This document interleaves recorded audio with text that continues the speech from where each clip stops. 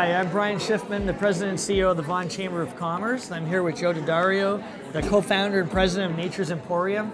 We just did our 9th CEO Speaker Series. It's really fantastic. And we do always a little bit of a recap of the event for those that weren't here able to hear it.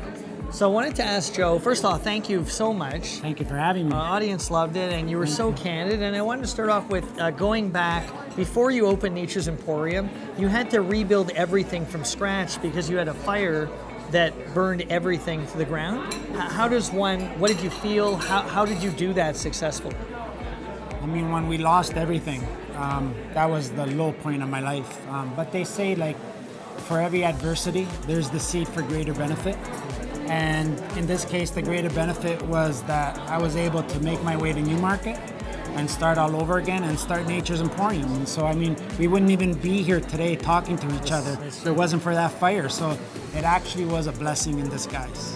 I'm sure it didn't feel like it at the time, didn't feel like it looking at the back time. now, yeah. A blessing in disguise. And what about you? You talked a lot about your perspective of always needing to learn and grow, even when you're successful. So tell us about that. Yeah, I've always said that when you think you know everything, it's basically going to be your first day of your last day of business, because you never, ever know everything there is to know.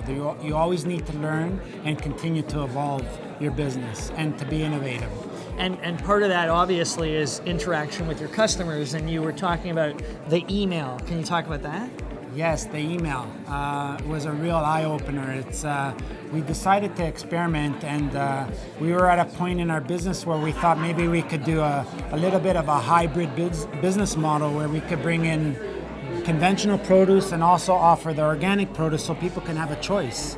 And so we set up a little farmer's booth in the store, and we carried local produce. However, it wasn't organic. It was local, but it wasn't organic. And sales were pretty good for a couple of weeks. And then I got what I call the email.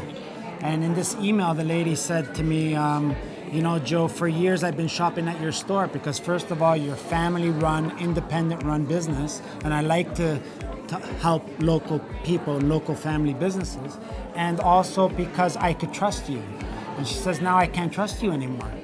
And she said for years her husband and her family have been asking her, why do you shop at Nature's Emporium? It's not, you can get organic produce elsewhere for cheaper, such as the more bigger players in the market, like Costco, for example. And she said, I don't go there because I trust you. But she said, I can't trust you anymore. You're just like everybody else now.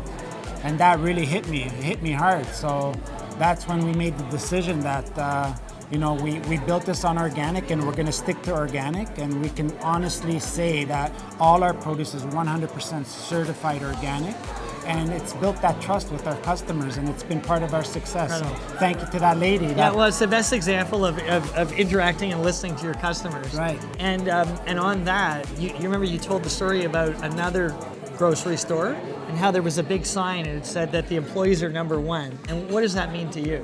I mean, that was one of the biggest lessons I ever learned in my life when I walked into, and I'll say it's Wegmans because I'm so proud of the Wegman brand. Walked into that store and big banner on the front door, it said, our employees are number one and our customers are number two. And that was such a counterintuitive thing that I didn't understand. I didn't comprehend what that meant because I was always taught customers are number one. Right. But having walked through the store that day, I noticed just the culture that they had in that store. And one employee said, you shouldn't have to wait to pay for those 2 drinks. Why don't you come over and I'll cash you out? And I said, wow, that's unheard of. Since when does a grocery guy do cash? And he said, well, it's part of the Wegmans philosophy that everybody does cash because, we want to service the customer the best way possible. And I said, well, then I just have one question. What's up with that sign on your front door? Like, right. What does that mean? And he said, I just proved it to you. I just proved to you that sign really says customers are number one because the Wegman family believes in